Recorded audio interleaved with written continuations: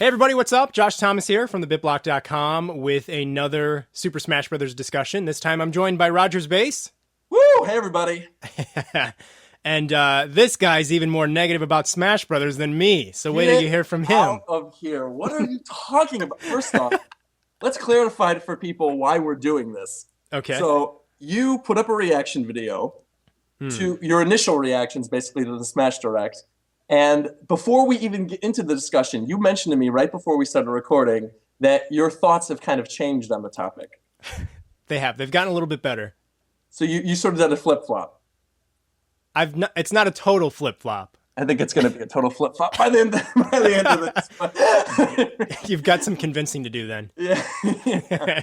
But a lot of people sort of, I guess, thought that you like hate Smash Brothers after watching that video. They're like, what the heck? Like, how is he so down in this? And like, I've known you for, I think, like longer than a couple of years now. We've been like in contact for a while. And you were actually even on Japan Time before. So you were on the episode of I think it was like the live reaction episode right after Diddy Kong got announced. I'm pretty sure. Yeah. So you were on that show for a while, and we had sort of discussed, just like our hype for the game. And I could tell you were like legitimately interested in both the Wii U and the 3DS version. But I guess a lot of people like read or heard your initial reactions and sort of thought like, okay, he's really down on the Wii U version.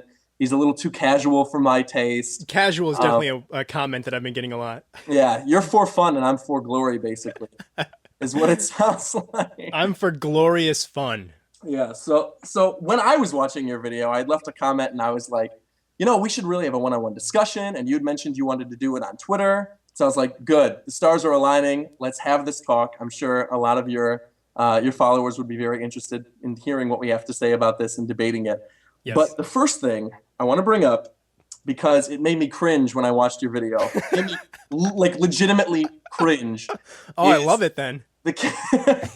Is the characters. So you mentioned about after the separation of Zero Suit and Sheik and Charizard into their own characters, you said, and I quote in your video, you said, "Oh, it just feels cheap. They're padding the roster." And I was sitting at my desk, like pounding my fist, like, Josh, what are you doing? How could you say that? Like, clarify what you meant by that, because I'm kind of like at a loss for words. Look, at the end of the day, I'll be honest, I'm just still annoyed with Samus's new boots. It all just comes down to that. Oh, but actually, this brings up a whole other discussion, because you had also said in your video that you hate like when they make up basically movesets for characters, right? Well, I said they're starting to do that. I was like, they're just starting to make up movesets, apparently. Yeah, well, I've got news for you. I know it's coming. Captain Falcon never Falcon punched in an F-Zero game. I've got a retaliation to that, though. What is your retaliation? They had to make up moves for him because we've never actually played as Captain Falcon outside of the Blue Falcon. He's a racing character.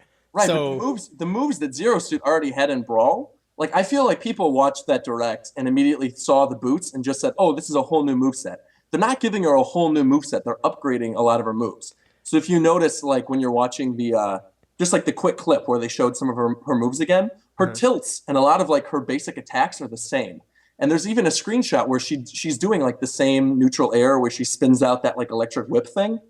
So that's the same as it was in Brawl. Her moveset hasn't changed from that. The only thing he's doing is he's changing her recovery, because of recovery for anyone who plays a competitive game is garbage. Like it's basically a tether recovery, and unless you're able to latch it onto the stage, you're not going to get back.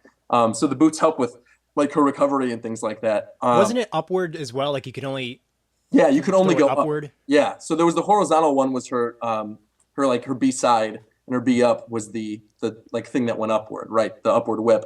So they're just adding boots to do that, and they're basically just powering up her aerial game. But I mean, at the end of the day, all the stuff that she's done in games before, like her little stun gun and like the crawl, all that stuff is still there and already prevalent in her moveset. Like the only thing I feel like they could really do with Zero Suit, if they really wanted to expand and make her moveset like more based around what she's done in game, is her Final Smash. Because previously her Final Smash was turning back into Samus in Brawl. Right. And for the new game, I could see her Final Smash like being summoning Samus's ship. So you know like how Snake in Brawl basically jumped onto a helicopter and started shooting grenades? Mm-hmm. So for Samus, I could see her jumping into her ship and then basically having the same screen that Snake had, where you have this big targeting reticule that goes across the stage, and you could just shoot lasers at people. That could work. Yeah, and I mean, and that would draw from a moveset, but otherwise, I mean, there's nothing else to draw. I hate the visual. I think I'm more opposed to how that looks visually. You said you loved her visual. You said like you no, loved the boots, the boots. I hate the way the boots look. But the boots are basically just like her power boots that she already has when she's Samus. It's the only difference is she's basically like Zero Suit Samus with Samus's power boots. It's just going to take a lot of getting used to for me. It is. She's shiny, though, so I love that. Yeah, it looks awesome. I mean, her character design looks really good this time around. I mean, it looked good before, but she looks really good now. I'm just worried that there's not going to be a lot of new characters. Like, because the fact that they're splitting them in half just makes me think, like, maybe they did that to make it seem like there's more characters. No. I like, have been wanting to bring this up somewhere, because we somehow missed this on Japan time. I guess it's because a lot of our listeners already like play the competitive game, so they weren't like they're thinking in terms of, oh, this is why he's doing it. He's doing it for balancing issues or whatever. But don't think of these characters separating as like padding for the roster, because at the end of the day, a lot of people didn't expect Pokemon Trainer to come back, right? A lot of people thought he was going to be one of those characters that was going to get cut. As soon as he mentioned the form change thing, everyone was like, all right, Pokemon Trainer is going to get cut, but everyone wants to see Charizard. Because of the three, I mean, I like Squirtle, and Ivysaur is really fun to play as too in Brawl. But at the end of the day, the most iconic is Charizard. And Charizard has a Mega Evolution now, so they pulled from that for his new Final Smash. He's just an iconic character, so I understand why they separated him. As for Sheik, the further that the Smash Brothers games progress, the more Zelda games are going to come out, the more interesting things from Zelda that they're going to want to tie into movesets. And the longer that they kept Sheik tied to Zelda, the less of a chance they were ever going to like rearrange Zelda's moveset to basically be more representative of the Zelda franchise. Because now she uses like the little phantom thing from Spirit Tracks. That's her that's her new down special. And Sheik, like, because Sheik has only been in one game, she was in Ocarina of Time. She was planned for Twilight Princess, and then they cut her, but they used her design for Brawl, and it looks like it's pretty much the same one here. They're basically just giving her a full-on like ninja moveset. So, because you were talking about like making up movesets, that's totally a character they're making up a moveset for. She's got like a little grenade bomb now, and she does like more aerial acrobatic stuff. Her B down, which is I think called the bouncing fish or something, is very similar to Zero Suit Samus's B down from Brawl, judging from the video. But yeah, don't think of the characters separating as like detracting from the roster, because at the end of the day, we've already gotten 6 newcomers. I think so. I think it's 6. I wasn't a huge fan of the Pokemon they announced either. Oh, Greninja? Oh, yeah. That's right. You didn't even mention Greninja. No, I don't know who he is. Oh, are you kidding me? First off, have you played Pokemon X and Y? I have. All right. So the 3 starters are Froakie, Chespin, and Fennekin. Yeah. Who did you start with? I went with Chespin, and I called him Snuggles. So that'll give you an idea as to how much I know. You're already losing points right now. Team Froakie is like the way to be. But like overall, Froakie, the blue water frog, was the most popular starter. Like the one that everyone chose, the one everyone thought was cool. It's the one that Ash is using in the show right now. So why isn't it Froakie then? Because Froakie is going to eventually evolve into Greninja in the show. It's just going to happen. And Greninja is the Pokemon that everyone basically who's played X and Y, who started with Froakie, is going to get used to. And on top of that, Greninja has lots of interesting stuff that he could pull for basically a Smash Brothers game. Yeah, but he looks so similar to Sheik and Lucario. No. Look at that screenshot of him, next to Lucario. No, he has similar tilts, but he is not the same as Sheik. Like, he looks so similar. No, he's not. He's similar he's like agile, right? He's fast. Right. He's similar in that regard. But on the whole, he's not anywhere close to being like Sheik. Like if you look, his down aerial is a meteor spike that basically allows him to bounce back up in the air and do another attack. He's got the substitute attack, which is a lot like Lucario's. I'll give you that. That's like his counter. The only difference is that like he basically throws out the substitute and then attacks afterwards instead of it being like one big animation. He actually has an animation of like tossing out the doll. Yeah, what is that about? Have you played? Okay, do you not play Pokemon, Josh? I don't. Oh my gosh. Okay, so there's a move in Pokemon called Substitute that's been in the games since the very first game. So you were probably extremely confused when Sakurai turned into the Substitute doll then. No, yeah, I didn't know what. I thought that was just a Pokemon plush that he stuck there. No, no, no. So in the game, if you use substitute, basically you get back I'm sorry, you don't get back. You lose a little bit of your HP.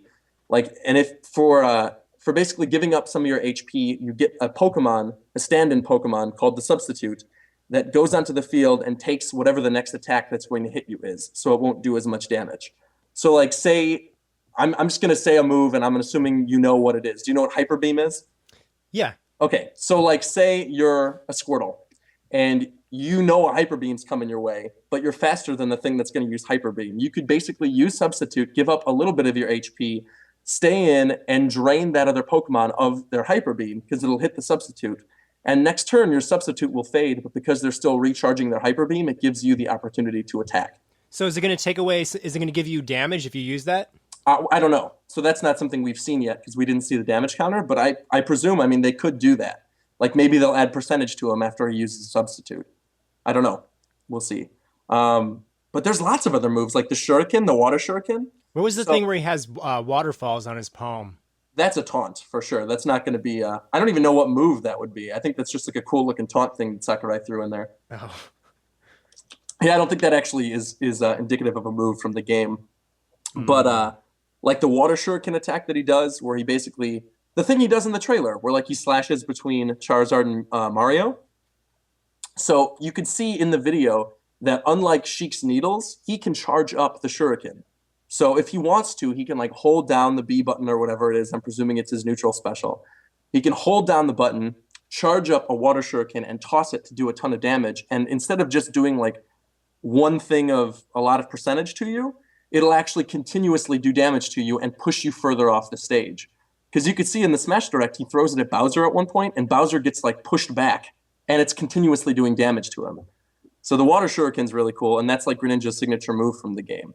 But I'm sure back to sort of what you were talking about, with like why they chose Greninja, is they needed a representative, I'm sure, from this generation of Pokemon games. And people could argue like, yeah, Charizard and Lucario got Mega Evolutions. So, and like in Smash Brothers, they got Mega Evolutions. So that could maybe be representative of this generation. But at the end of the day, like everybody, or a lot of people, chose Greninja, chose Froakie as their starter, are used to that Pokemon. He's got tons of interesting moves that just work perfectly for a fighting game. And he's like a really popular character.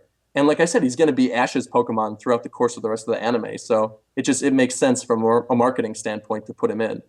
And especially if Squirtle's not coming back. He makes a lot more sense as a water representative than Squirtle does. How do the Mega Evolutions work for Charizard and Lucario? You mean in-game or like in Smash Brothers? In Smash Brothers. Like how they're do you their new final transform into smashes. them? Yeah, they're definitely their new final smashes. So, in fact, I even think Sakurai said this because I saw a lot of people afterwards were like, oh, but their eyes aren't glowing like yellow or whatever, so they aren't final smash things. They absolutely are. I'm like 99% sure that Sakurai said at one point that Mega Lucario is his new final smash. Well, his old final smash was terrible. Oh, his old final smash was like the Kamehameha thing. Yeah, I mean, that wasn't even in Pokemon. Talk about making up movesets. Like, and it was easy to avoid, too. Yeah, it was extremely easy to avoid. So the Mega Lucario thing just makes sense. I'm sure that's his final smash. And same with Charizard. Like, they separated Charizard into his own character. So, and I think the final smash before for the Pokemon trainer, right, was he sent out all three and they did like a Hyper Beam X thing or whatever. So this makes a lot more sense for Charizard, too, to give him a Mega Evolution. And on top of those, like, they are very popular Mega Evolutions in the metagame right now. Like, a lot of people are using Charizard. A lot of people are using Lucario. Same with Greninja, too. Like, competitively, a lot of people use Greninja. He's a really good Pokemon. And he's one of the few, like, really good competitive starters that you can use in, like, the competitive metagame. So that's why they chose Greninja. You're not excited for that Pokemon, though? Well, no, the problem is I really don't know a lot about Pokemon, so it's just hard for me to really know if one of them is exciting or not. Oh, yeah, I mean... And that's another thing, too, is people said, oh, they're adding so many Pokemon in this game. That's like something I saw people were talking about, like on the Direct. Uh-huh. And I want to sort of clarify this for people. Brawl had 6 Pokemon in it. Brawl had Pikachu, Jigglypuff, Lucario, Squirtle, Ivysaur, and Charizard. Well, but you're counting one playable character as 3. Right, but they were 3 playable characters. Like, they played entirely differently, and competitively, people play just Sheik, or play just Zero Suit, or play just Squirtle, or just Ivysaur. it's not taking up 3 spots on the character roster. Right, but the difference is, even though they're not taking up a spot on the character roster, development-wise, it's not like taking away from development to put back in a character that was already there.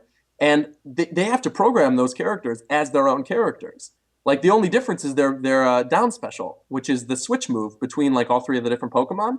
Mm-hmm. So they already had 3 Pokemon that they had to completely design to put in the game in the first place. They are, as much as you want to say, oh, well, they're in a different slot or whatever, at the end of the day, they are 6 characters of Pokemon. There are 6 characters. There were more Pokemon characters in Brawl than there were Mario characters. Like, that's insane. That's insane when you think about it. My big problem was just that, like, there were no characters announced that I could really relate too much to. Well, I mean, but this, I think, goes back to something we were talking about before we even started recording, which is so many people were watching this and saying it was the end-all, be-all of, like, Smash Brothers announcements. Like, oh, they didn't show Captain Falcon, he's cut. They didn't show Ness, he's cut. They didn't show Game & Watch, he's cut. It's like, are you insane? Like, take a step back, look at your life, look at your choices. What are you doing? Like... Well, no, it's just they announced like 5 characters, and just personally, not one of them was like interesting to me. Well, at the end of the day, they still have to have reveals for E3, right? Yeah. So I would imagine E3 will be bigger than this Direct. And I'm sure for E3, they're probably saving something like a third-party character, like Pac-Man or something like that. And that's 5. I mean, that's 5 characters that we got at the end of the day in that last Smash Direct that we knew nothing about. People were still questioning why Yoshi wasn't shown, because he showed like Yoshi stands up right now, and people thought maybe they were going to add Baby Mario to his moveset, or they didn't understand why Yoshi was being held off. So I understand why they chose those characters. But basically, I think they're saving the really big guns for E3. I think like the newcomers from different... So you're saying Captain Rainbow will be at E3? I said no. Well, I mean, listen, maybe. You never know. Like I sat at that live stream. I sat on the live stream page for a good hour afterwards, expecting the screen to light on fire and reveal Captain Rainbow. No. Didn't happen. I love Captain Rainbow too, but there's no way they're gonna show him off as sort of like a character to get this community hyped.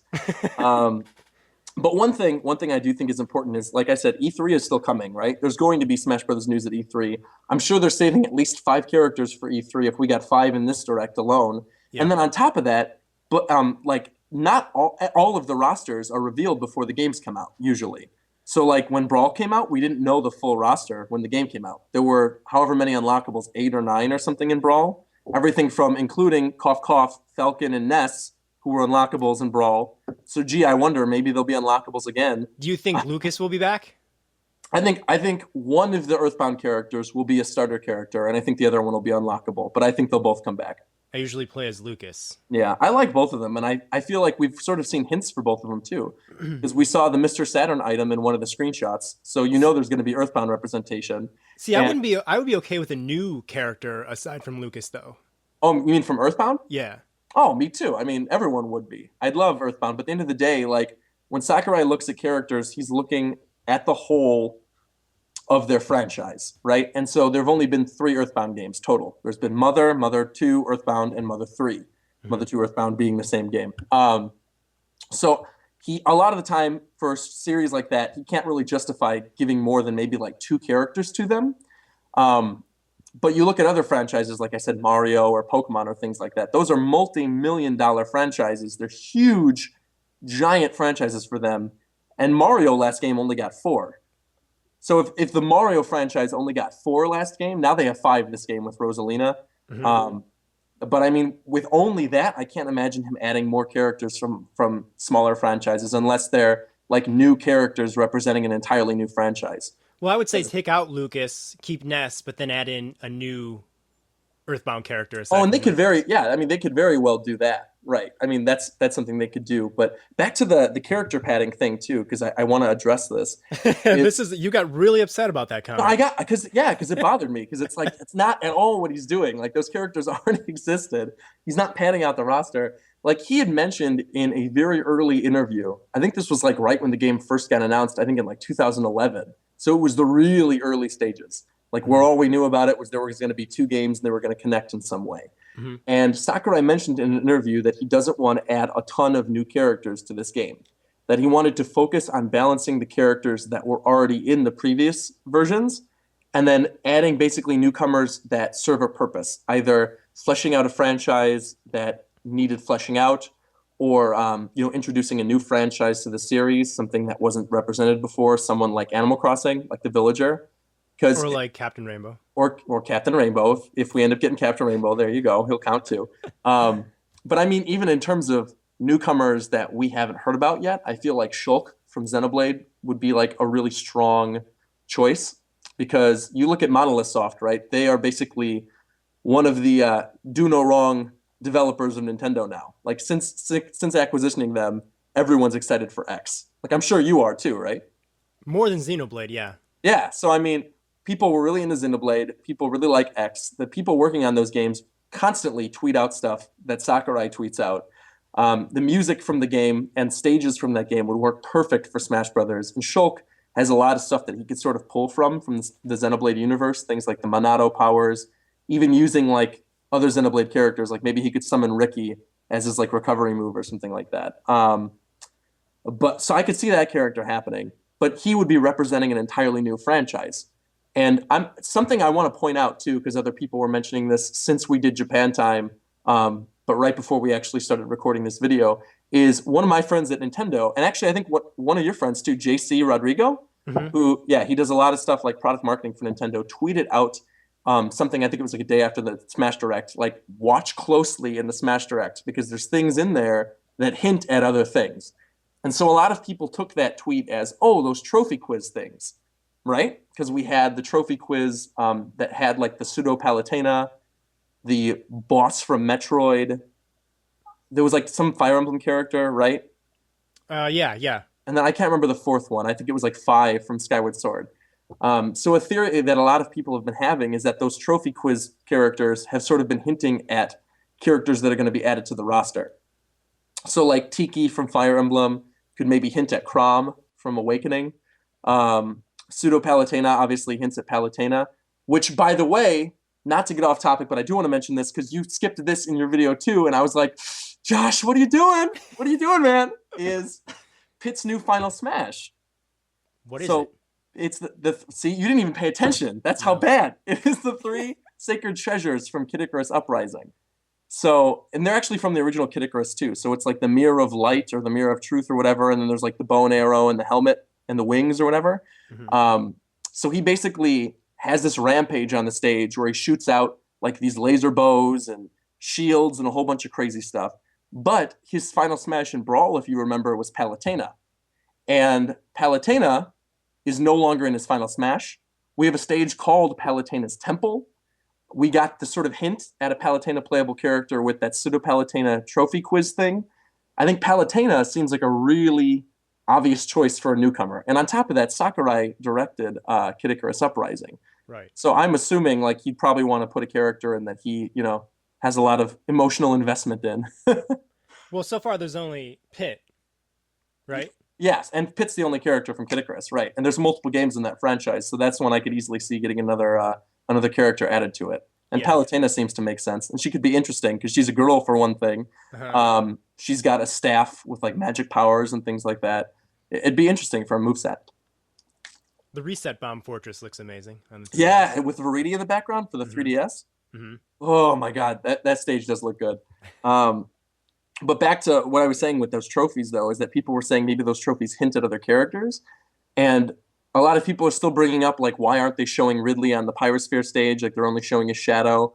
So maybe that would hint at, like, some sort of playable Ridley, having the little King Key Hunter trophy in there. People were saying that the Phi trophy could maybe be hinting at, like, Demise or Girahim from Skyward Sword. Girahim would be cool. Oh, Girahim would be fantastic. I mean, I'd be down for that. And actually, this is another thing. People were saying, oh, Sheik is her own character now. So now Zelda has 4 character slots. It's like, no, Zelda always had 5 character slots. The only one we haven't seen yet is Ganondorf. And the only difference is that Sheik is separated from Zelda. So I think we're definitely going to get at least one more Zelda rep, if not 2. Just because that franchise is huge. And if Mario could get 5 plus Yoshi, DK, Wario, whoever else, Actually, Wario hasn't even been confirmed yet. And that's what I'm sure will be confirmed eventually. But I mean, you look at Zelda, it seems to make a lot of sense that they would add another Zelda representative. And I think Girahim or Demise would both work great. And like you said, Girahim could be really interesting. He could sort of work like a Mewtwo, teleporting and shooting out beams of stuff. His I'd play tongue as could be the most powerful weapon in the game. His final smash, he just licks everybody. He walks up and creeps people out and licks people. So, all right, I think that's it in terms of characters, right? There wasn't really anything else. That was just me sort of ranting at you for a good 20 minutes for things you missed. Well, like I said, like I'm not saying that any of the characters that are currently picked are bad. I'm just saying that I personally wasn't excited by any of them because they don't like. I'm not a huge Pokemon fan, although I love Pokemon Snap. But aside from that, like it just doesn't really like. I didn't know who the new frog was. Sure, Greninja. Yeah. You will. In due time, you'll come to love Greninja, I guarantee. As long as he's not a clone of Sheik. I assure you, he's not a clone. I could see just from that video alone, he's nowhere near being a clone of Sheik. Nowhere near. Take your word for it. You should, yeah. So the one thing I do want to bring up, though, before we get into like stages and for fun and for glory and that debate. Oh, that'll be a big one. That'll be a huge one. Is Smash Run, because we're actually in agreement on Smash Run being amazing. Love. So refresh people's minds on what Smash Run is. Well, Smash Run is based on the amazing mode City Trial in Kirby Air Ride for the GameCube, where you sort of free roam a large landscape with your friends or with some computer players, and you essentially kind of, what would you say, grind for power-ups, which then make grind, I guess. That would be right. Yeah. Which then add to your various different abilities, like you can be faster or stronger, or what would be some of the other ones? Like in Kirby Air Ride, you'd be lighter or you could turn better. So I'd imagine there are different variations for Smash Brothers as well. Yeah, they had like gliding in Air Ride and power drifting, or not power drifting, but like the spin attack that you could do. Right. Yeah, different things like that. So I'm sure you're right. I'm sure it's just gonna, and we sort of saw it in the video too, right? There's like defense, jump, offense, special, and something else. Yeah, and it's all represented by little 2D colorful icons, so you kind of instantly know what you're getting when you see them. And a lot of them look like ripped right out of Kirby, right? Yeah, they do. I mean, one thing, though, that a lot of people haven't talked about yet, which is surprising because they actually showed it off in the trailer and no one seemed to catch it, is that in Kirby Air Ride in City Trial mode, which is what Smash Run is based on, basically every once in a while, usually 2 or 3 times per City Trial, different events would happen on the main map. So right. I was going to point this out as well. Oh, so yeah, so Dynablade would come down and fly onto the stage, and the stage would be filled with fog. The lighthouse would turn on. A UFO would come by, and you could try to get on top shower. Of it. Yeah, and you actually see in the Smash Direct that events have been brought back too for Smash Run. So they have like avoid all the bullet bills was one of them. Mm-hmm. Did you notice any of the other ones? I just noticed that bullet bill one, but I was like, oh yes, events are back. Yes. Yeah, it's funny you mentioned that. That's the one that I noticed as well. But it's funny when I watched it again today, I noticed a few others. I think one of them was like everybody was running really fast. Oh, weird. Which is in Kirby's Air Ride City Trial as well. Like your machine goes crazy. Oh, that's right. That's right. So that's you're going at full acceleration. Yeah, that's in this as well. Yeah. I mean, there's tons of stuff they could do for Smash Brothers. I feel like they haven't shown this, but it seems kind of to make sense. I could see the bosses from the stages, things like Yellow Devil or Ridley or whatever else, sort of appearing here too. Yeah. So like randomly they'll say, okay, everyone has to go take care of the boss. Because they did that in Kirby Air Ride where people had to like team up to defeat Dynablade, right? Right, and then there was also like a big statue would appear and you can break it to get stuff. Yeah. So there were several events where they would kind of call everybody to maybe go work on something together and then reap the rewards and fight over the rewards. Sure. And Sakurai even mentions like when they're gathering up the power-ups, that's not the time to actually fight.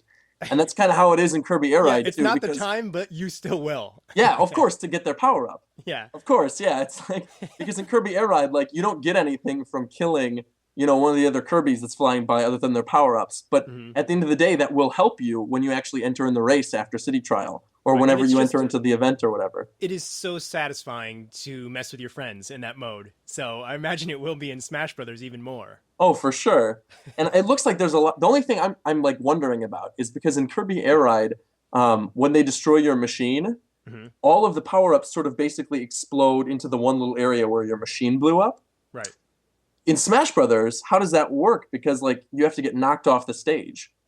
So if you get knocked off the stage, are the power-ups just going to basically fly off from whatever from wherever you were smashed off into, like like a hole in the bottom of the ground, or like Uh-huh. some side of wall on the side, or like the sky or something like that? Do they just rain down from the sky, Did or we is there see like how? Sorry, did we see how the oh, percentage goes down in that mode? no, uh-uh. So maybe it's like you have a certain percentage. Maybe you start out at like 100% and you work downward, and when you get to zero, you pass out and respawn somewhere else. So like a checkpoint maybe, or Yeah. actually that would explain. There's a screenshot. I don't have it handy. There's a screenshot of like a grave looking thing. Hmm. It looks like Samus is like in front of a grave or something, or Mario's in front of Yeah, a it's grave. Mario, I think. Okay, and it's got like the Smash logo on it, so maybe that's like a respawn point. Yeah, that could be it. And I think that's also like in the top left of the stage as well, like Hmm. separated from the rest of it. So maybe that is where you would respawn. See, what I would do, I would just camp right below there. If the power ups respawn there, I would camp right below, wait for someone to die, steal all the power ups, and just run back down in like a safe area nearby, and just run back up and steal power ups every time. It's too early to start your devious planning. That's what I'm gonna do, though. But the other thing I wanted to bring up, because I think both of us are excited about this, so there's no debate here. Like we both No, really we like both know Smash how Run. glorious this mode is. Yeah, it's all. We both convinced Nintendo to buy Kirby Air Ride. We did. We love that game. But one thing that I asked people on Twitter, because I wasn't sure about it, and I went back and watched the Smash Direct, and I don't get a confirmation in there either. Do you think Smash Run is going to be online too? Yeah, you mentioned this on Twitter, and I looked in the video and I couldn't see it, but he does say on the video, like, he says something like, you can, instead of just playing a regular match online, you can also try this online, or no, you can also try this, and it's drastically different. So he maybe Mm. sort of suggested it. I hope so, because like this looks like a really fun mode. But aside from like Street Pass meetups and going to like PAX or ASEN or whatever other conventions, E3, things like that, Mhm. aside from actually being in places where a lot of people have the 3DS together, I don't see myself playing this mode very much, as much as I love it, if there isn't an online feature. Because I'd love to do this online with randoms. Like I would never turn off my 3DS. I would just play this until the Wii U version comes out. Right, it would be much more difficult to get a game of this really going because you can't just all have, like one system and one copy of the game. Right, right, right. Well, they said that you can't do download play for Smash Run. Oh, really? Yeah, they actually confirmed that. Everybody has to have their own copy of the game in their own system. Wow, so it better be online. That's what I'm saying. Yeah, that's what I'm saying. That's why I was excited for it, but because there was no confirmation of online in the direct, I was like, well, I'm gonna wait and see. I don't know. I felt like how you felt at the end of the video, like, I'm gonna wait and see. But I mean, I would imagine it's a pretty glaring issue if it doesn't have online. I would imagine they would see that that's a problem. yeah, I mean, I think it probably will be online. I mean, if it's not, worst case scenario, hopefully you could still play it by yourself, because you can play City Trial by yourself, can't you? Yeah, You just do it with CPU Kirby's. yeah. Yeah, so I mean, I'll probably still play Smash Run by myself It's if no one it's a else is lot gonna less play with. fun, but it's doable. Yeah, yeah, yeah, for sure. All right. Well, I think this is going to get into the big topic that we were going to discuss, because I know the next thing on our little listing are the stages, but I feel like that sort of segues into the bigger discussion. Josh, are you for fun or are you for glory? I am 110% for fun. Boo this man! Boo this man! I am for fun for the glory. I am completely for glory, and I play for No. glory for fun. No. Completely. Like, this is the interesting thing about Smash Brothers, right? Is that this is a series that is a very fun party game. Like a really awesome luck-based, crazy, random happening party game that happens to have fighters in it. But if you choose to play it that way, it's always also been a very competitive fighting game with party game aspects. So at the end of the day, Smash Brothers, you really do get two games in one, because you could play it completely like a party game, which is how I'm assuming you love to play it, just based on your reaction. Or you can play it like a full-on competitive fighter. And like, especially recently with Melee sort of being back on the rise, it's back on the roster at EVO, MLG picked it up. Team Liquid picked up players for it. I mean, Smash Brothers is like fully back on the competitive scene. And you had mentioned right before we started recording this video, but I guess that was after you did your reaction video, you didn't realize that people sometimes play Smash Brothers for money. Yeah, I had no idea. Yeah, people have money matches. Like, of course, when you go to MLG or Evo or Apex, like there's money on the line. You said thousands of dollars. Well, it could be.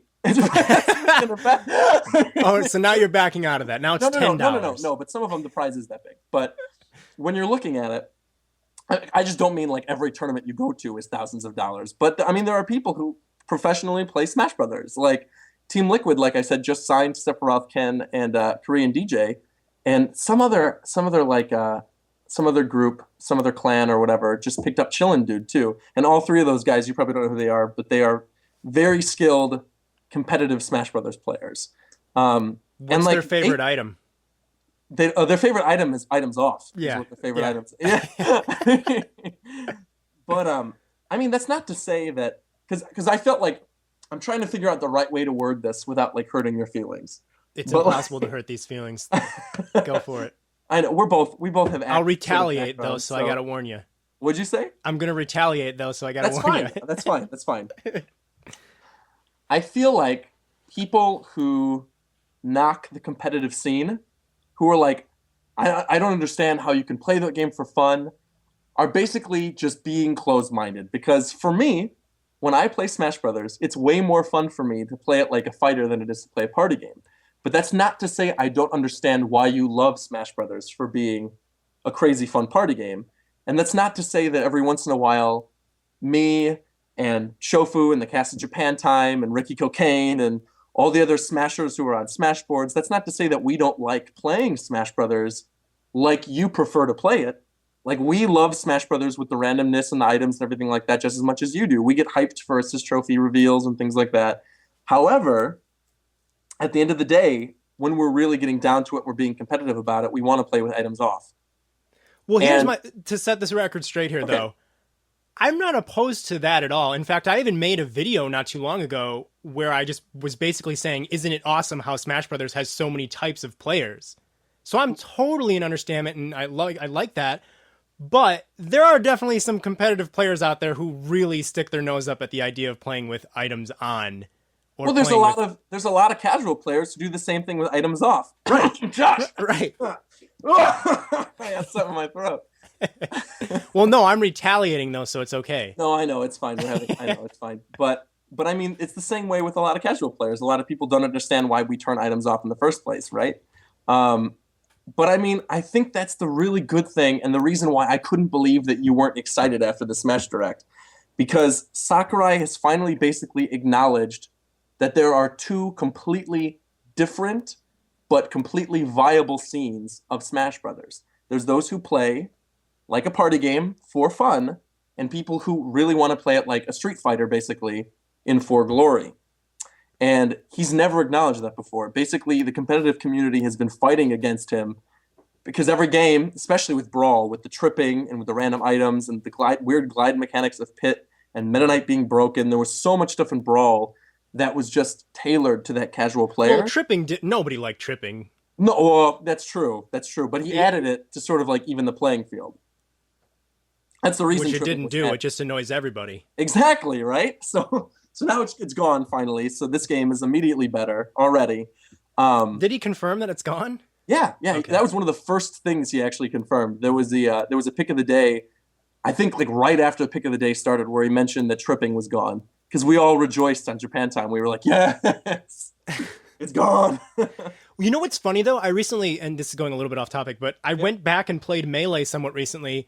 And as somebody who likes to play with items, I find that Melee is nowhere near as good as Brawl when it comes to people who play with items. Well, that's what I'm saying, because Brawl had so many more items in it. It was tailored to your kind of player, like the casual player. Well, even like the control. Even the control for items is way worse in that game. What do you mean? Well, like you can't walk by an item and just pick it up and then keep running and keep yourself moving. You have to stop right on the item in order to pick it up. So like if there's a beam sword there, you have to stop at the beam sword, press A or whatever and pick it up and then use it. Whereas in Brawl, you can like speed right by it, grab it, turn around and hit somebody with it really quick. That's true. And actually, I could not tell you which is in Smash 4. I I think it's probably Brawl's mechanic because that seems to make more sense. Uh-huh. Um, And you can move with guns in the next Smash Brothers, so I saw that. yeah, So yeah. that's So I'm another thing that assuming, I didn't like in Melee. yeah. So I'm assuming that's still kind of the same.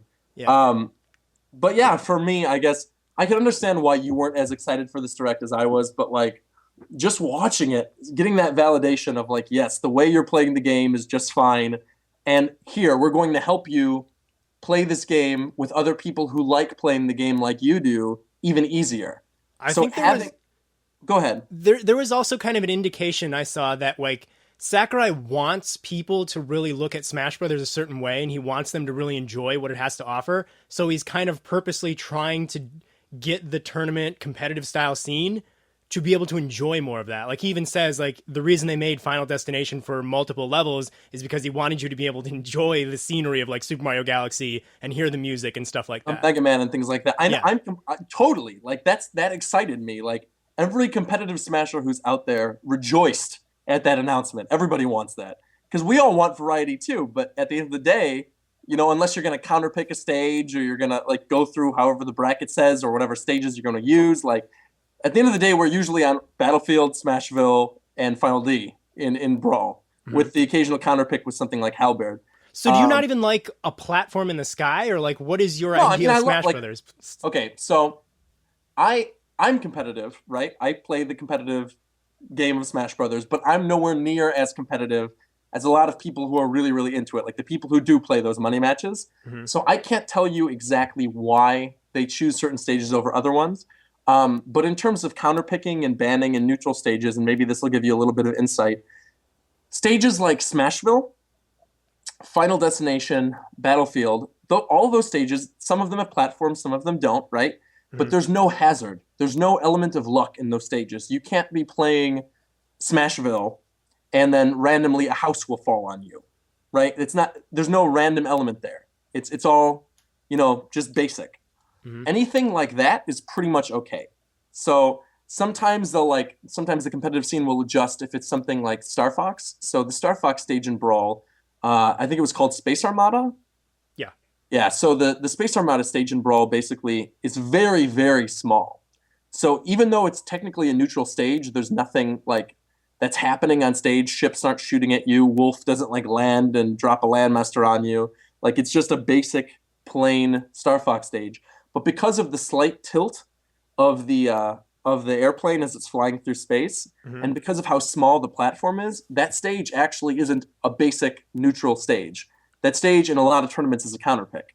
Because certain characters, if the stage is tilted in a certain way, their recovery just won't allow them to get back onto the stage.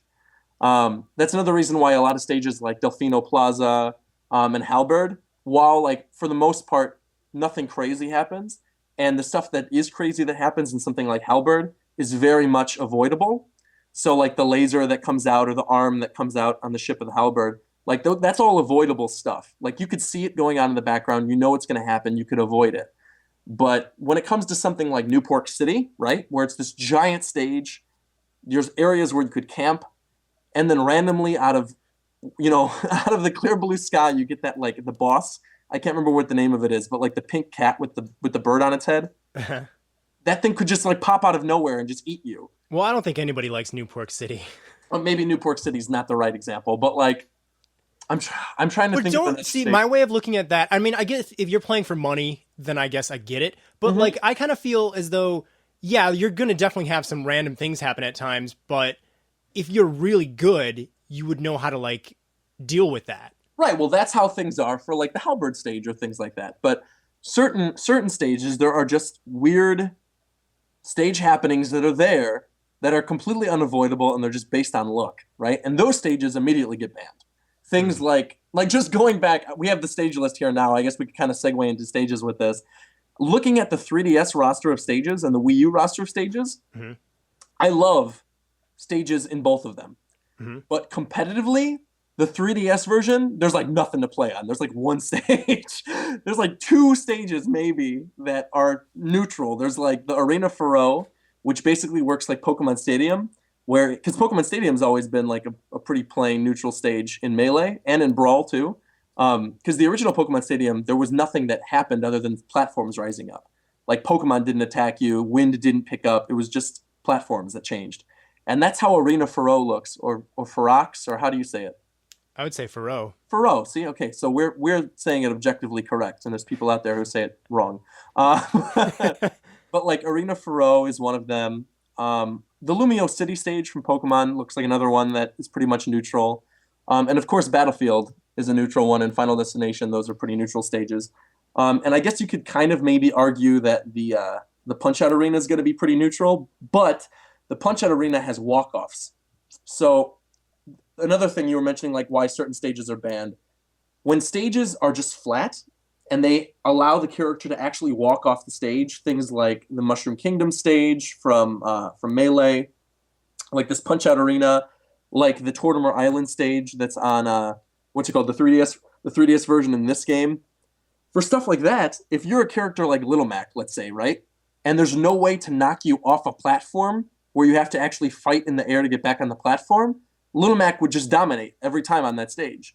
Like if you played on, you were like in a money match, right, and you're playing on the Game & Watch stage, it's just flat and there's walk-off platforms and there's no way that you could like jump off the actual main platform. Mm-hmm. All you got to do is just run back and forth with Little Mac's like side or neutral thing, that like the haymaker jolt or whatever, and the neutral side like jab thing.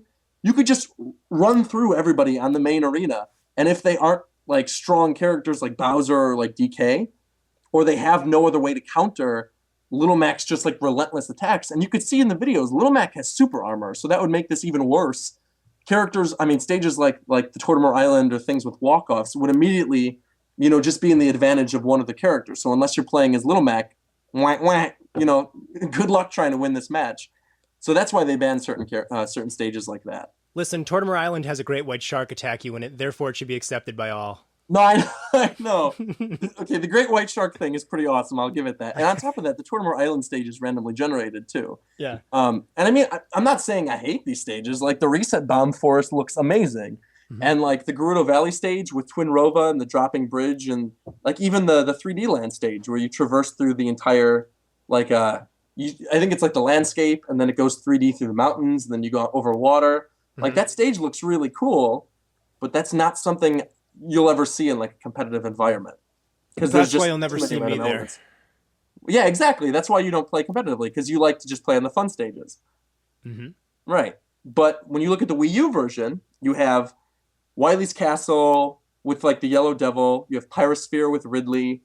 You have what else? But wouldn't they be considered? Why would they be okay with the bosses? Because Sakurai added in Final Destination versions of those stages. Well, so right, but there might be that in the 3DS as well. See, but we don't know that yet. He didn't say that yet. He said there are going to be Final Destination versions of stages, and he showed only the Wii U version. So the second I see a screenshot of the 3DS version and a Final Destination version of like the Tortimer Island stage or Rainbow Road or something like that, or the Spirit Track stage, I will be all for it. I'll be like, yes, put me on board. But if they don't have that option, I can't find myself as excited for that as I am for the Wii U version. Because the Wii U version perfectly allows you to choose how you want to play. If you want to play it like a party mode and you want to have all the weird stage hazards on, you can keep them on, and you can play like that. But if you want to play competitively, it's just the click of a button to say, oh, I want to play the Final Destination version, and it's there. So that's why I'm more excited for the Wii U version. I think they'll also be on the 3DS, but he didn't show them because the Wii U versions probably look prettier to look at. I sure hope you're right. I mean, that's generally what he did with a lot of the items as well. Like we haven't, according to, up until we saw this, there were no items in the 3DS game. That's right. Yeah, we didn't see items in the 3DS game. That's right. But I think the item roster is the same, isn't it? I'm pretty sure everything is the same in both. Yeah. So no. Like the assist trophies, I think he said, will be different. Oh, he did? Yeah, I think the assist trophies will be characters from a handheld and on a console. Oh, that's cool. Okay. Well, I haven't misheard that, but I believe that was something that was pointed out. We haven't seen any assist trophies for the 3DS version yet, have we? No. I don't think we have. We've always seen them on the Wii. By the way, though, speaking of items on, one thing I am excited to do is to turn on assist trophies and get the Pong assist trophy, because that looks incredible. The TV Color 15 or whatever looks awesome. I like how it's literally playing the game, too. They're like even keeping score. Yeah, they are. It says like 3-2 or whatever, and they're Yeah. playing. I love it. That's a trophy that's really cool. So I mean, like I'm excited about that, Mhm. but that's a weird occasion where I'll turn on assist trophies and play with friends. On the whole, I want to play competitively. Um, but that's something that I noticed in the video, and I was like, Josh, how could you even say that people aren't excited for this, or how could you say that like this isn't exciting? Because I'm looking at this and all the things they added, like just the options for Final Destination versions, and having For Glory mode where you could just randomly be paired with someone else who wants to play it like you, like a fighting game. Because like for you, you'll probably just be playing in the for fun lobby when you play Right. with Well, me see, online. in hindsight, it is a good thing because sometimes when I Yeah, was attempting to play Brawl online, keyword there being attempting, because Brawl really isn't online when you think no, about yeah, it. it's laggy as heck. I would get paired up with like people who weren't playing with items, or there would like not be items in a match or something, Right, and I'd just be like, "Well, this isn't really what I want to play." right. You want to play with items on. Yeah. And you don't care about playing on Final Destination, so like having them ban Final Destination from that version is good for you. Right. I don't really But care. I play Final Destination and Brawl, like any other stage, but well, yeah, it's exactly. not one of my favorites by any means. Sure. Well, one thing I think is interesting though, someone pointed this out. Like for me, I love playing with items on sometimes, but sometimes I just like playing with items on even on a Final Destination. Hmm. And someone pointed this out in the video, and you could probably grab the clip for this. I don't have it on hand. But in the Smash Direct, Rosalina's doing her Final Smash, which is like that Power Star thing. Yeah.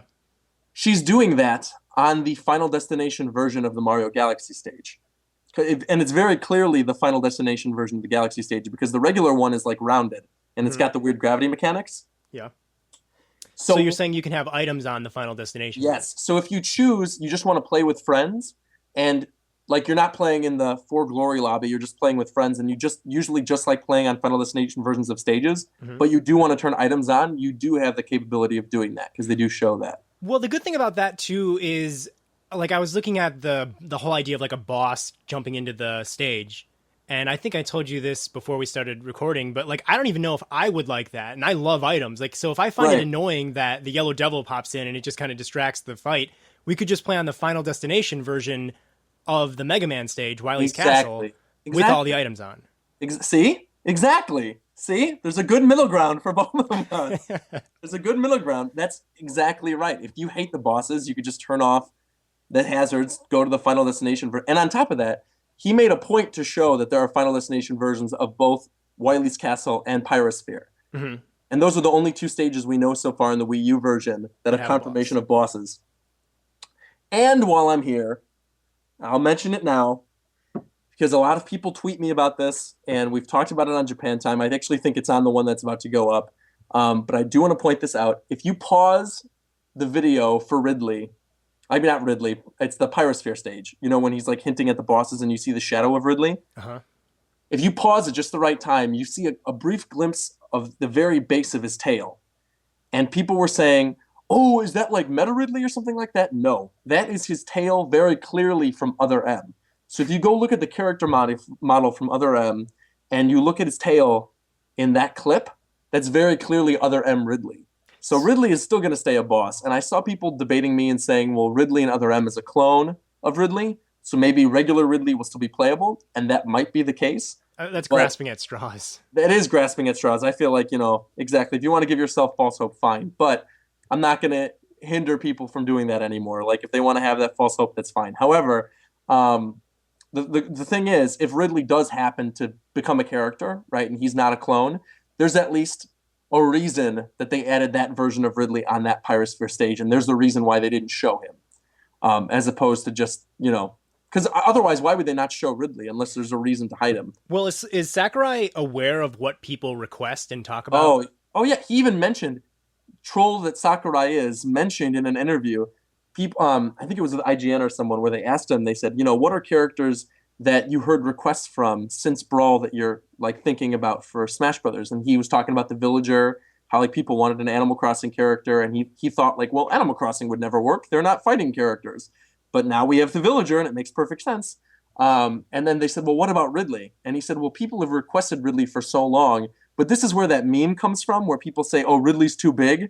Is Hmm. Sakurai said in that interview, and I quote, Ridley is just too big to be a character. He said that. And that's why they made him a boss. And people still think like, oh yeah, well, he'll shrink him and make him a character. If they can make Olimar the size of Pikachu, they could make Ridley the size of Charizard. Um, but I don't know. We'll see. I don't know. One stage I do think looks cool though, to go back to sort of like the for fun floor glory thing, is the one stage that's always sort of been a middle ground for both competitive players and people who, play just for fun, is the temple from, no, I was going to say the temple from Zelda. The one that was in Melee and Brawl? Oh, yeah. Yeah. So the temple was always like a good middle ground because there's lots of crazy things you could do. It's big, but it's not too big. There's not like random stuff on it that happens, like the thing in Newport City. And it looks like the one stage of the Wii U version that I saw that was shown off in the video, and I was like, oh, yes, injected in my veins, was the Palutena's Temple stage. Because that looks awesome. That looks like Hyrule Temple 2.0. Yeah, well, the problem with Newport City, I thought, was the platforms were way too separated. You had to, like, jump twice and then use your up B attack to get to one of the platforms. Yeah. Like, it wasn't designed very good for the way the fighters would control. Stuff was too separated and there was too much open space. See, whereas in this one, it looks like you could easily just jump between the platforms. There's lots of little areas. Like there's the area inside the temple, the area on that bridge. It looks great. I can't wait. That really does. Yeah, I agree. It does look like the new version of Hyrule Temple. And it's going to be awesome. I'll play there constantly. But it's not a flat surface. No, but it doesn't matter because like I'm not going to play that in a tournament. I'll play that for fun. Nope, you gotta decide now. Are you gonna be playing for glory or for fun? Randomly, when I'm playing online, I will be playing for glory. But with friends, you can do whatever you want. And even Sakurai says that. I'm making you play for fun online. You and I. You're making me play. I'm making it. No, you're not. All you're gonna do is we're already Wii U friends, aren't we? So when the game comes out, all we have to do is we'll turn on the game and we make a friend lobby because Sakurai said right in the direct that friends can play however they want to play. So if you want to turn on items for a match and then I want to like go to a different stage and turn them off for a little bit, we could do it and you could change it on the fly. And that's nice. That's nice that we have that option too because the friend options and stuff like that in Brawl weren't that good. So yeah. Well, did you mention, by the way, the Elite Four stage on the Wii U version? Because that's another thing people didn't seem to catch. Which one? See, exactly. So in the Greninja trailer, it's like in the second half of the trailer, but when Greninja is fighting, I think like with Sheik and Charizard, there's a look of a stage where it looks like he's in a cathedral. It's like got stained glass in it and it's blue and there's like a dragon statue in the back. That is actually an Elite Four chamber from Pokemon X and Y. And later on in the video, in the trailer of Greninja, you see another chamber that looks similar, only instead of being blue stained glass, it's like purple. And that's another like Elite Four chamber from X and Y. So something that not a lot of people caught is that the Pokemon stage for Wii U has actually basically been revealed. And it looks like you're basically on the elevator in the lobby of the Elite Four from Pokemon X and Y. And you take the elevator into the different chambers of the different Elite Four members. And maybe like the boss characters will show up on that stage and in each of the chambers you'll get like a Pokemon attacking you. But otherwise, even if that was the case, that stage looks beautiful. I wanted to point that out. Now that you pointed out, I do remember that scene in the trailer, but I don't remember. I mean, I didn't know what it was because, again... You don't play Pokemon. Right. Right, exactly. See, if you have played X and Y, you would know who Greninja is. Listen, you would know about the Elite Four stage. I played it, and I made 7 video journals of me playing it. So there's documented proof that I've played it. How far did you get? Not very. Shameful. You got to beat the Elite Four at least. How long is that? Not long. You could run through that game. Pokemon X and Y is like one of the easiest games they've ever done. I've played it for probably about 3 hours. That's disgusting, and you should feel ashamed.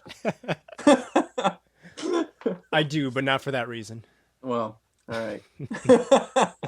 And with that, I think, is there anything else you wanna talk about? You got me here, so I might as well comment on stuff if you're interested. It's funny because after I had recorded that video that everybody hates and labeled me as being a casual and told me to go play Wii Music and shut up, there was tons of screenshots for different items, and that was when I realized, okay, this game is still very, very much catering to me and my type of player. Yeah. And it's not just catering to the tournament player, which is what I kind of felt after watching that. Okay. But there is, like, honestly, I think probably over 65 to like 70 items in this game. There's a ton, and that's not even including the Pokemon and the assist trophies. Right. Like there are a ton because it looks like basically everything from Brawl is back. Everything. Right.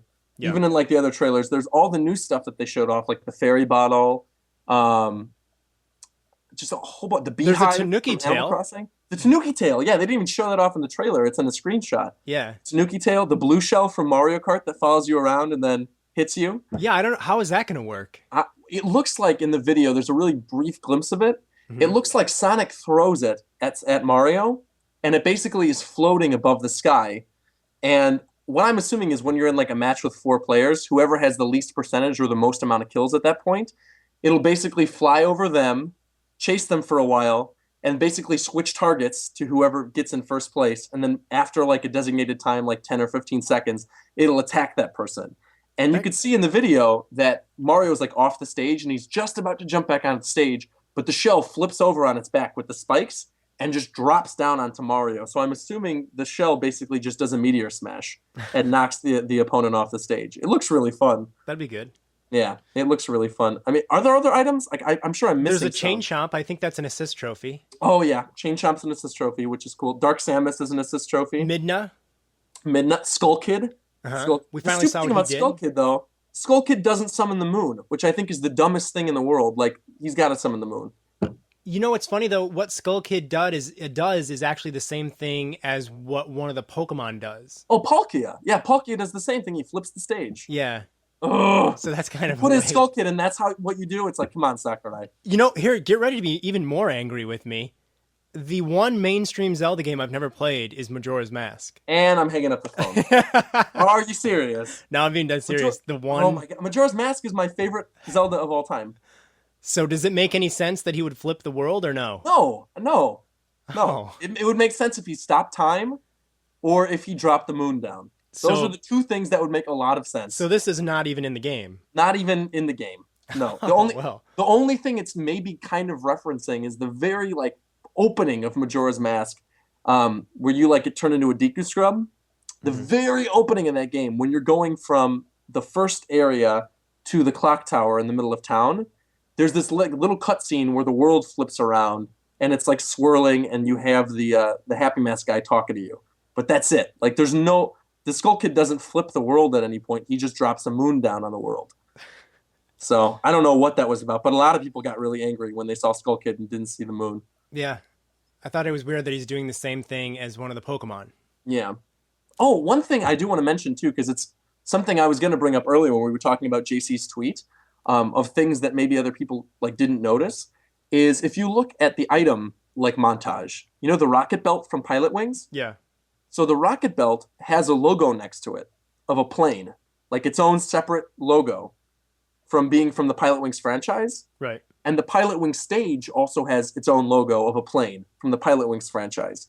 And while there have been stages before that haven't had characters, I don't remember there being items from stages that didn't have characters. Like where there was like an item and a stage and no character representative. Uh-huh. So one thing that I think might happen is if we get the Miis, maybe their logo will be like the plane from Pilot Wings, because the Miis were playable in Pilot Wings, right? They were all that you would play as. Yeah. Or maybe there'll be like a character like Lark or someone from the Pilot Wings franchise that comes in and joins the fray. I don't know. We'll see. But I thought that was interesting that got its own logo. I mean, the Find Me stage got its own logo too.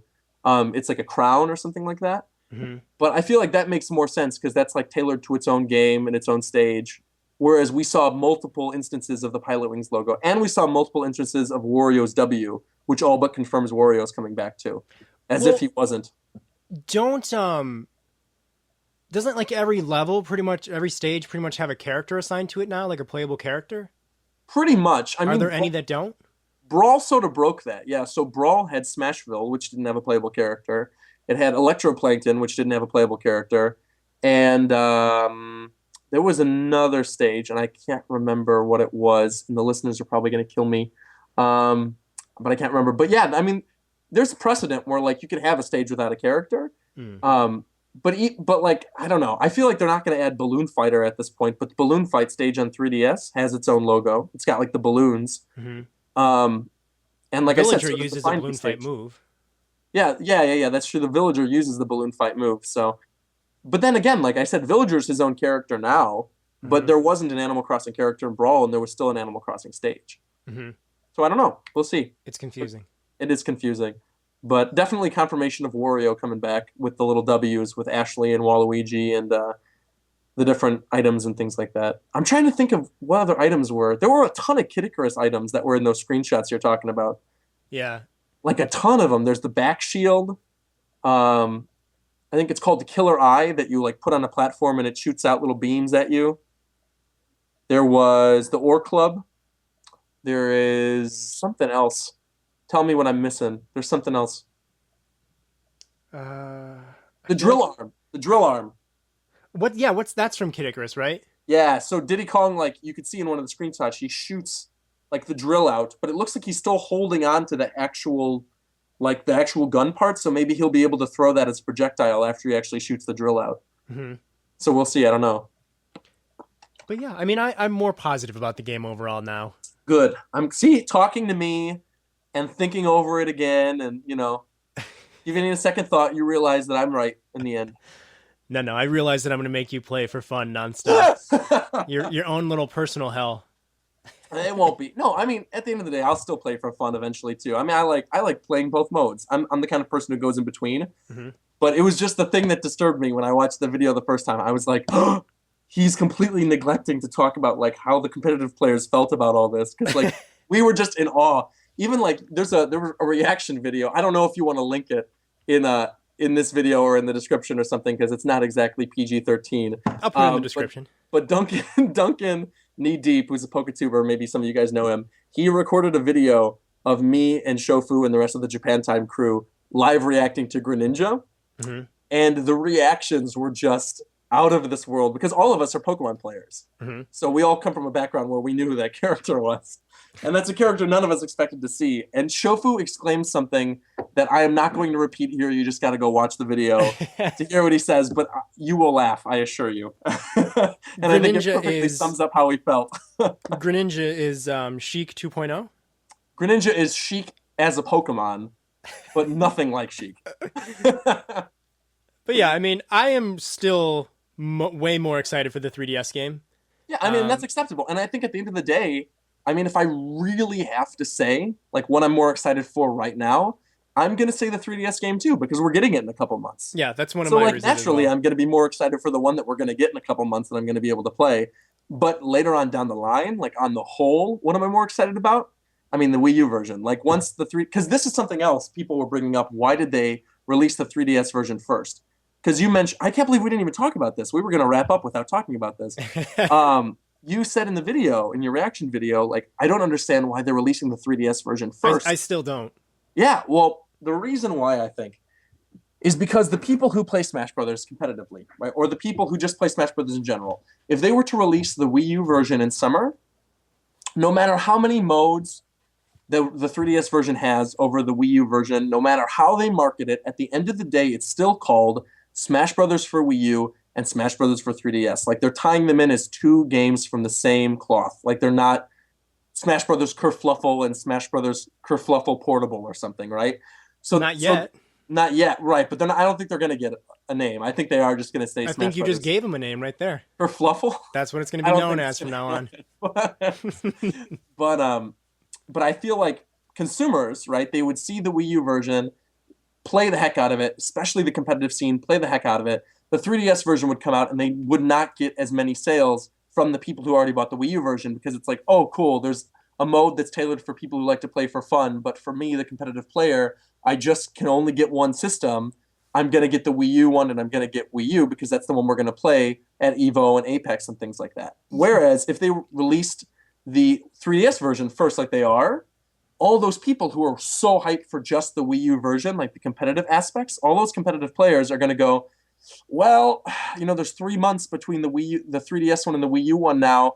I wasn't going to take a bite into it, but I want to see what the full roster is. I want to see what the items are. Oh, I want to get a taste of how these characters play. I'm just going to go down and buy the game anyway and play through it for 3 months and then eventually get the full Wii U version. But I feel like a lot of people who, if the Wii U version came out first, they would look at the 3DS version, no matter how it was marketed, as a downgraded port. They would always just see it as like a downgraded port. Okay, but I have some counters to that. Yeah, go ahead. That's fine. First of all, I'm not saying I agree with it. I'm just saying that's why they're doing it. First of all, I think that Nintendo can put anything on the 3DS at this point, and it's going to sell incredibly well. The 3DS is a very, very good ecosystem for Nintendo games. For sure. So that in and of itself, Smash Brothers is going to sell because it's the first time Smash Brothers is available on a handheld, and that's a totally different market. You're going to get a lot of younger kids who would pick up Smash Brothers and play it.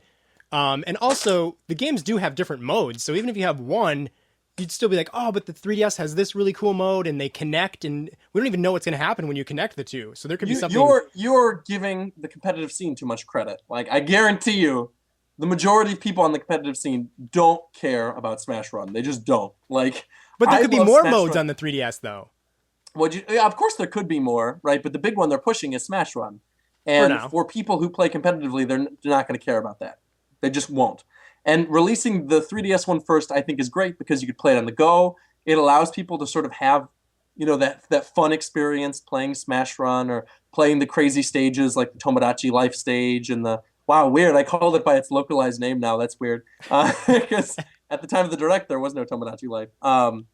But the Gerudo Valley stage, the Reset Bomb stage, there's all these stages with these fun, gimmicky mechanics. Mm-hmm. And people are just going to want to play on them anyway. And like you said, it is a different market. It is portable. The 3DS is doing incredibly well. Like, it's not struggling like the Wii U is. So, of course, people would buy it on there anyway. Mm-hmm. But I do think, on the whole, they are going to get, even if it's only a sliver, more customers than they would have before. I think they will just get a little bit more customers from having it in the summer as opposed to having it in the winter and then having the Wii U one in the winter. So, and on top of that, too, it's like, what else does Nintendo have for winter? Like, on the Wii U? Yeah, what else is there? Like, X, maybe? Maybe we'll get X. Maybe we'll get Hyrule Warriors. There is Mario Yarn Yoshi. Kart comes out. Yarn Yoshi, maybe. Like, that doesn't have a release date yet either. Those are all big maybes. There could be stuff that we don't even know about that will be announced at E3. Right, but the stuff at E3, I think they're going to focus on Zelda. I think Zelda's going to be a big focus. Zelda isn't coming this year, I'm sure. If it does, that'd be awesome if they put that in holiday. But I'm thinking another reason why they put the Wii U version in like that December range is because people will then have that second wind of Smash Brothers for the holiday season. Like people who play Smash who've been playing on the 3DS or parents who saw their kids playing the 3DS one will go, oh, see, I can get them a Wii U and a new system, and I can get them the new 3D, the new Smash Brothers game. I know they liked the old one. I think you're giving too much credit to parents. They're going to say, hey, you already have that game. Not if it's on a whole new system.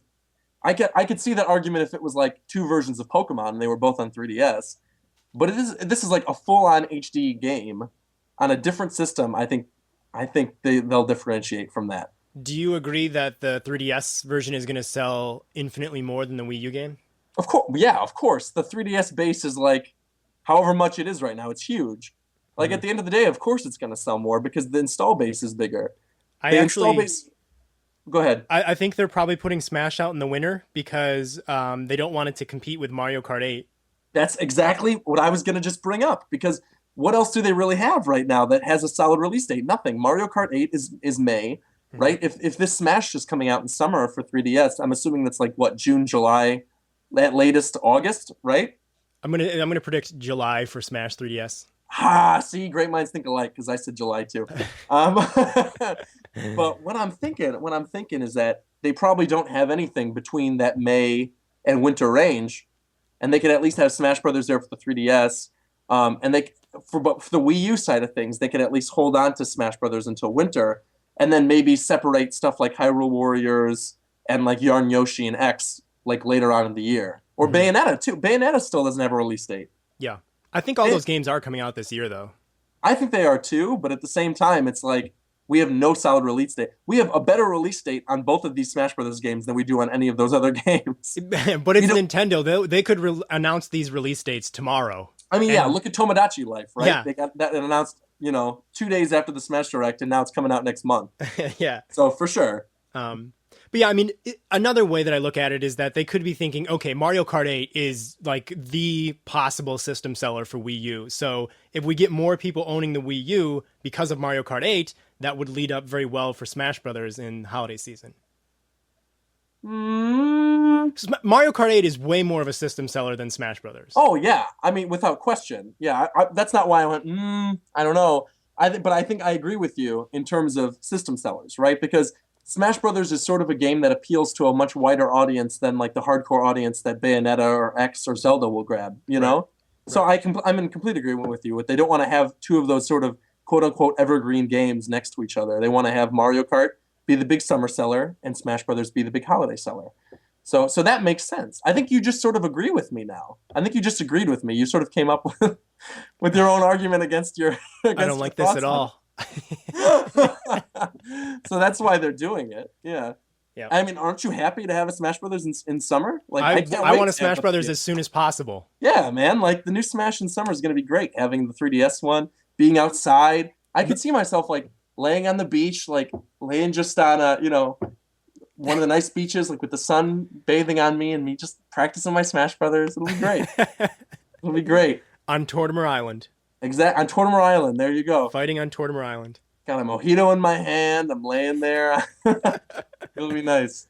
It'll be nice. And then you realize you're on a nude beach playing Smash Brothers. No. I don't know if they have those in Chicago, though. No. I think they'd have, I don't know, Oak Street probably. I'd probably go to Oak Street. So you've checked, is what you're saying. No. No, I'm saying Oak Street's probably where I would go. We're getting off topic. But yeah. Well, this was fun. This was fun. Yeah. I'm a little more positive about it. Good. I'm glad I sort of swayed your opinion. Well, how do you want to wrap it up? Well, we could. I mean, this is on your channel. I don't know what to do. You're throwing so much responsibility. How about we wrap it up by saying the one character we're most excited about? Who's already been announced or who we want to see? Let's do both. Okay. Go ahead. Go first. Me go first? Okay. Yeah, you go first. Okay. Character I'm most excited about right now. You're going to be like, what? But of the ones they have announced so far, I am extremely excited about Donkey Kong. And you're probably like, what? Donkey Kong? There's all these new characters. Why? I am a Donkey Kong main. I've played Donkey Kong through Melee, through Brawl, through Project M. And Donkey Kong has always been something that I've like sort of been fighting against in my own, because he's a great character once you know how to use him. But there's so many things that they could do to that character to change him and make him better. And one of the things they did that you could see in the Smash Direct is they gave him a new dash attack. They gave him the roll from Donkey Kong Country. And immediately that makes him more viable. So as a Donkey Kong main, I'm excited to see Donkey Kong. I cannot wait to play as him. I guess in terms of newcomers, characters that have been announced who are newcomers that I can't wait to play as, dude, I am hype for the Villager. I've been hyped since day one for the Villager. I cannot wait to play the Villager. I might main him. I don't know. We'll see. And actually, Greninja looks pretty fly. Greninja looks great. So does Zero Suit. I just cheated. I gave you 4. You're giving me like every character announced. No. I'll say those 4 again, and I'll choose one out of the 4. Okay. There's Donkey Kong, Zero Suit, Greninja, and Villager. And I think of all of them, the one I'm most excited to play as is probably going to be Greninja. Just because he's new, he's a Pokemon character. He looks like my type of playstyle. Like he's agile, looks fun. And if I'm not playing Donkey Kong, that's usually the type of character that I play as. But in terms of characters that have yet to be announced that I'd like to see, I really want to see a Rhythm Heaven character. That'd be great. I don't know who they'd put in. Like, what's the dude's name? Marshall? The little marshmallow looking guy? Mm-hmm. Marshall. They could put in Marshall. They could put in, like, the Piku Piku Piku Deska. Sugoi desu ne. The wrestler guy. Well, doesn't Marshall come as, like, a threesome with 2 other characters? Well, Marshall's, like, in the DS one with, like, the 2 other chorus guys. Mm-hmm. But then Marshall in the Wii one is, like, with the pink dude and the blue dude. Oh, so those weren't in the previous games. I can't remember. No. He was just like a chorus man in the older games. I'd love to see a Rhythm Heaven character, or even like Karate Joe from Rhythm Heaven, because I feel like a rhythm-based moveset could be really cool, both for like a player who just plays for fun, because it's like this whole new interesting thing, like you tap the buttons in rhythm to do combos. But I think it would also be really interesting for mind games for the competitive scene too, to have a character that acts like that, because there's really nothing like that in any fighting game that's out right now. So. Definitely a Rhythm Heaven character. That would be my number one most wanted at this point. Because everyone else I wanted is already back in. So. Really? Yeah. I mean, like, in terms of newcomers, yeah, I got Mega Man, I got the Villager, and I got Greninja. Like, I'm good, man. Well, now that explains why you're so much happier. Yeah. All right, let's see. Character that's already announced that I really am excited about is definitely Villager. Yep. I've made like over 100 damn Animal Crossing videos, so I definitely cannot not say Villager. By the way, huge fan of your Dreamtown videos. I love those. Every time I see those on Twitter, I'm like, you're doing good, Josh. I saw the Breaking Bad one, the Breaking Bad town or whatever. It's great. What's great is I have no idea where I'm going, so that was kind of like, what? Yeah. Do I use this one or? But yeah, I mean, I think he looks really cool. I'm going to predict it right here, and you can feel free to agree with me so you can grab onto the glory. Yep. They will have, when you change the colors for the villager. Oh, he'll alternate, a girl one. There will be a girl, and sure. I'm willing to bet there will be different clothing and hair on them as well. Yes, I agree with you. Yes. There's definitely going to be a girl at least because we have a male and a female Wii Fit trainer. Yeah. Yep. So, and then the one, I mean, this is really, I've said this a million times, but the one that has not been announced that I would love to see but doubt will be in it. I wonder where this is going. It's going to be Ash from Pokemon. Get out of here. Get out of here. No. Captain Rainbow, of course. He go. could be incredible. The moveset could be so unique and cool, and he'd be like the first superhero in Smash Brothers. Well, Falcon's kind of like a superhero. He's not a superhero. What did He's the no matter what he closest tells thing to like you. a common writer that you're going to get in Smash Brothers. He's got he like announces all his attacks. He's like a shonen anime character. He's like Falcon Punch. Falcon I don't kick. count him as a superhero. Okay, I would pay to see Captain Falcon versus Captain Rainbow. So would I. That would be awesome. I think Captain Rainbow might have like a 10% chance of being in there just because it would be so random and unexpected, and Sakurai likes to troll, so maybe that just might be him saying, you know what? Yeah, let's do that. And actually, all hope is not lost for you because there was a pick of the day that had Little Mac, like his fat version from Captain Rainbow, as a trophy. Yeah. I mean, that in and of itself makes me happy. Yeah, or maybe like a Captain Rainbow stage or something. That would be cool. Yeah. What was the name of the island? Mimim Island or something? Yeah, Mimin Island. Mimin Island. See, I like that game too. I know. Did you import it and play it, or no? I shoun't even say this. You emulated it? Yeah. Well, that's okay because Nintendo of America was stupid and didn't want to. Yeah, they didn't release it, so I played it on Dolphin. But I enjoyed what little I played. Yeah, it's great. Yep. So yeah.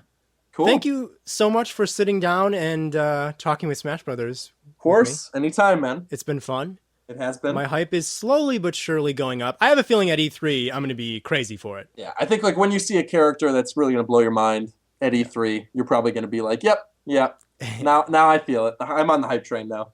Exactly. All right, so do you want to give out some ways that people can check you out? Sure. So if you guys who are listening don't already know, I host a Smash Brothers podcast called Japan Time. We do it bi-weekly. Sometimes we have 2 in 1 week if there's a big announcement or something like that. But you could find that on Shofu's channel. So literally just go on YouTube, type in Shofu Japan Time. That will be on his channel. However, I do have my own YouTube channel at RogersBase, RogersBase. However, the URL for that I'll give to Josh. He'll put it in the description. Yeah, there will be links in the description. Yeah, but it's a weird URL because it's my old URL from like my old YouTube back in like 2008 or whatever. And so the URL is RDILUI2. But if you type in RogersBase Smash or RogersBase Pokemon or whatever, you'll find my channel. And additionally, you could find me on Twitch at RogersBase, on Tumblr at RogersBase, on Twitter at RogersBase. I'm always on Twitter. So tweet at me if you liked this episode, I'm sure. Unless you saw the tweet where I retweeted Josh tweeting out this episode, in which case just favorite it or something. Lots of tweets. But yeah, RogersBase everywhere, basically. And you play Pokemon like nonstop on Twitch, from what I've seen. Yeah, I play Pokemon a lot. You are hugely into your Pokemons. I actually just bred this morning. I just bred a Charizard and a Greninja, and I'm doing a special video. I don't know if it'll go up by the time you put this up, but it's going to be a Smash Brothers theme team. So I'm going to do Pikachu, Charizard, Greninja, Lucario, Jigglypuff, and Mewtwo, and just go online and play people with that team. So that should be fun. Nice. All right. Well, everybody, thanks for watching. And once again, thank you for joining me, Roger. My pleasure. All right. Bye.